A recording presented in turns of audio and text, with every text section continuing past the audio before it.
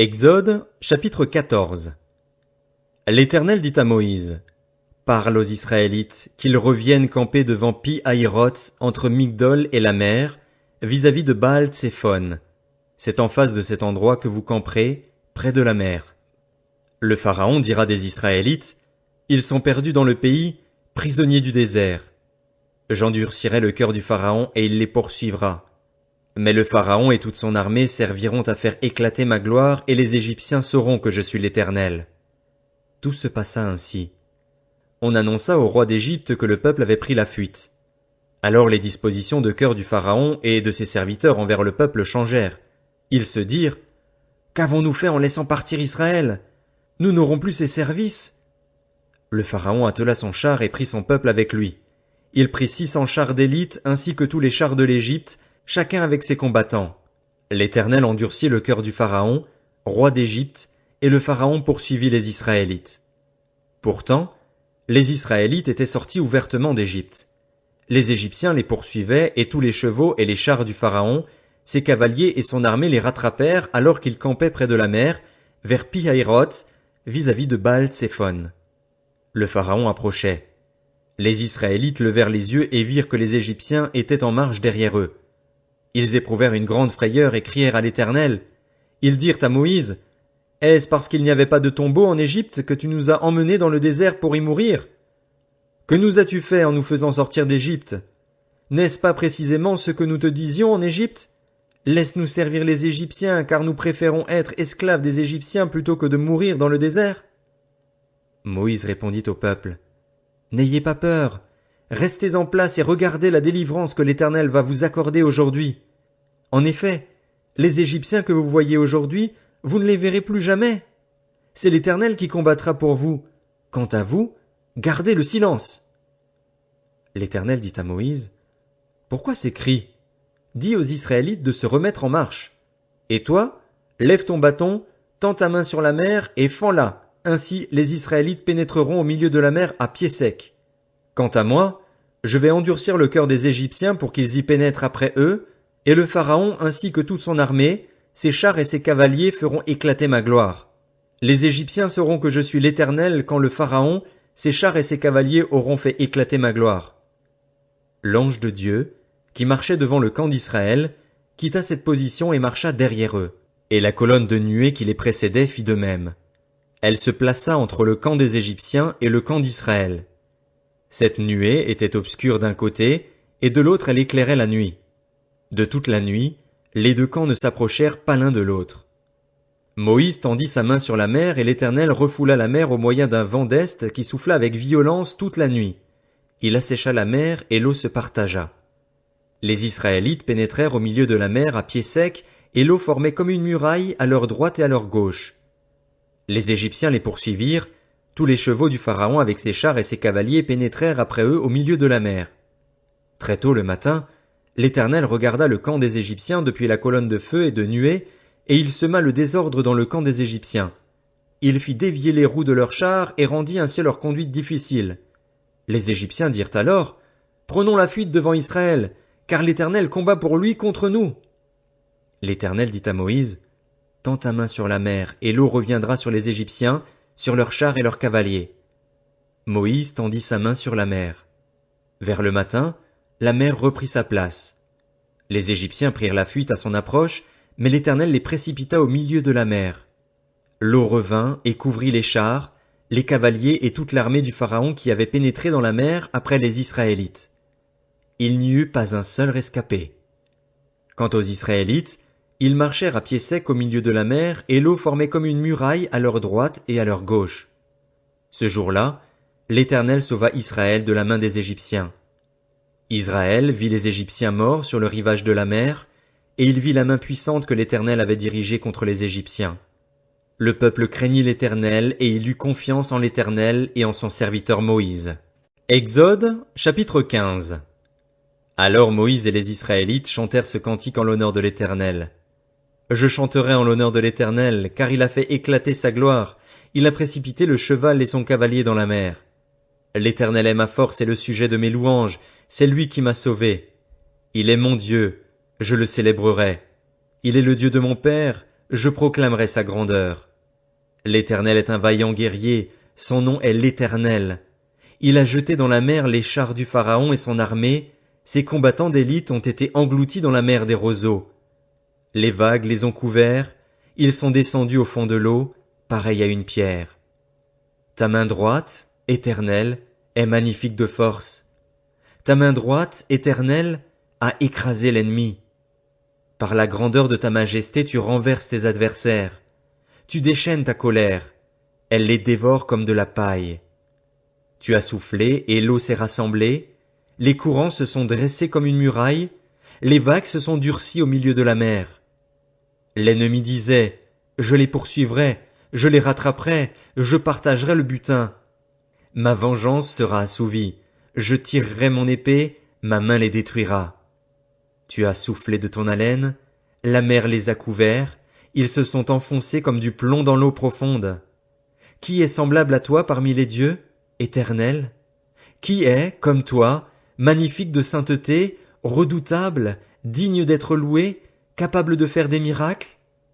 Tu as tendu ta main droite, la terre les a engloutis. Dans ta bonté tu as conduit, tu as racheté ce peuple, par ta puissance tu le diriges vers ta sainte demeure.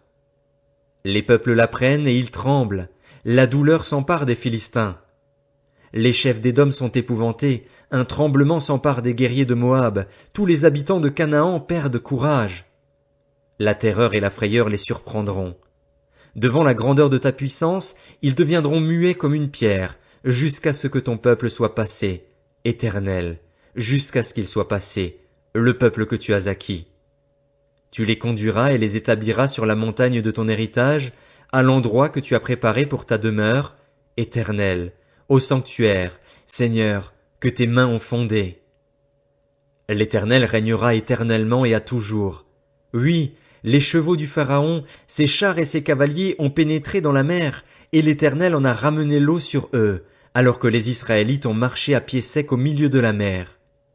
Myriam, la prophétesse, la sœur d'Aaron, prit à la main un tambourin, et toutes les femmes sortirent à sa suite avec des tambourins et en dansant.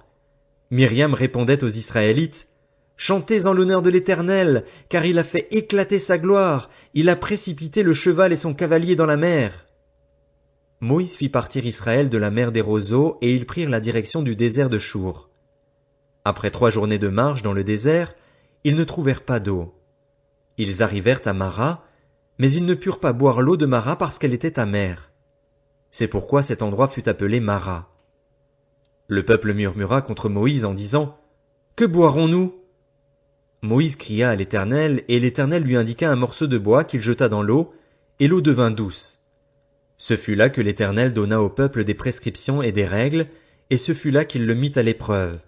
Il dit, « Si tu écoutes attentivement l'Éternel, ton Dieu, si tu fais ce qui est droit à ses yeux, si tu prêtes l'oreille à ses commandements et si tu obéis à toutes ses prescriptions, je ne te frapperai d'aucune des maladies dont j'ai frappé les Égyptiens, car je suis l'Éternel, celui qui te guérit. » Ils arrivèrent à Élim, où il y avait 12 sources d'eau et 70 palmiers. Ils campèrent là, près de l'eau. Exode, chapitre 16. Toute l'assemblée des Israélites partit d'Élim, et ils arrivèrent au désert de Sin, qui est entre Élim et le Sinaï, le 15e jour du 2e mois après leur sortie d'Égypte. Toute l'assemblée des Israélites murmura contre Moïse et Aaron dans le désert. Les Israélites leur dirent, « Pourquoi ne sommes-nous pas morts de la main de l'Éternel en Égypte, quand nous étions assis près des marmites de viande, quand nous mangions du pain à satiété? Au contraire, vous nous avez conduits dans ce désert pour faire mourir de faim toute cette assemblée. » L'Éternel dit à Moïse, « Je vais faire pleuvoir du pain pour vous depuis le ciel, le peuple sortira et en ramassera chaque jour la quantité nécessaire. Ainsi, je le mettrai à l'épreuve et je verrai s'il suivra ou non ma loi. Le 6e jour, ils prépareront ce qu'ils auront apporté, c'est-à-dire le double de la portion ramassée chaque jour. » Moïse et Aaron dirent à tous les Israélites, « Ce soir vous reconnaîtrez que c'est l'Éternel qui vous a fait sortir d'Égypte. Le matin, vous verrez la gloire de l'Éternel parce qu'il a entendu vos murmures contre lui. Que sommes-nous, en effet, pour que vous murmuriez contre nous? » Moïse dit, « L'Éternel vous donnera ce soir de la viande à manger, et le matin du pain à satiété, parce qu'il a entendu les murmures que vous avez proférés contre lui. Que sommes-nous en effet? Ce n'est pas contre nous que vous murmurez, c'est contre l'Éternel. Moïse dit à Aaron, dis à toute l'assemblée des Israélites, approchez-vous devant l'Éternel, car il a entendu vos murmures. Tandis qu'Aaron parlait à toute l'assemblée des Israélites, ils se tournèrent du côté du désert, et voici que la gloire de l'Éternel parut dans la nuée. L'Éternel s'adressa à Moïse. J'ai entendu les murmures des Israélites. Dis-leur, au coucher du soleil vous mangerez de la viande, et le matin vous vous rassasierez de pain. Ainsi vous reconnaîtrez que je suis l'Éternel, votre Dieu. Le soir survint des cailles qui couvrirent le camp, et le matin il y eut une couche de rosée autour du camp. Une fois cette rosée dissipée, il y avait à la surface du désert quelque chose de petit comme des grains, quelque chose de fin comme la gelée blanche sur la terre. Les Israélites regardèrent et se dirent l'un à l'autre, « Qu'est-ce que c'est ?» En effet, ils ne savaient pas ce que c'était. Moïse leur dit, « C'est le pain que l'Éternel vous donne pour nourriture. Voici ce que l'Éternel a ordonné. Que chacun de vous en ramasse ce qu'il faut pour sa nourriture, une mesure de 2 litres par personne, suivant le nombre que vous êtes. Chacun en prendra pour ceux qui sont dans sa tente. » C'est ce que firent les Israélites, et ils en ramassèrent les uns plus, les autres moins. On mesurait ensuite la quantité précise, celui qui avait ramassé plus n'avait rien de trop, et celui qui avait ramassé moins n'en manquait pas. Chacun ramassait ce qu'il fallait pour sa nourriture. Moïse leur dit, « Que personne n'en laisse jusqu'au matin. » Ils n'écoutèrent pas Moïse et certains en laissèrent jusqu'au matin, mais il s'y mit des vers et cela devint infect. Moïse fut irrité contre ces gens. Tous les matins, chacun ramassait ce qu'il fallait pour sa nourriture, et quand venait la chaleur du soleil, cela fondait. Le 6e jour, ils ramassèrent une double quantité de nourriture, 4 litres pour chacun. Tous les chefs de l'assemblée vinrent le rapporter à Moïse. Celui-ci leur dit, « C'est ce que l'Éternel a ordonné. Demain est le jour du repos, le sabbat consacré à l'Éternel. Faites cuire ce que vous avez à faire cuire, faites bouillir ce que vous avez à faire bouillir, et mettez en réserve jusqu'au matin tout ce qui restera. » Ils le laissèrent jusqu'au matin, comme Moïse l'avait ordonné. Et cela ne devint pas infect, il ne s'y mit pas de vers.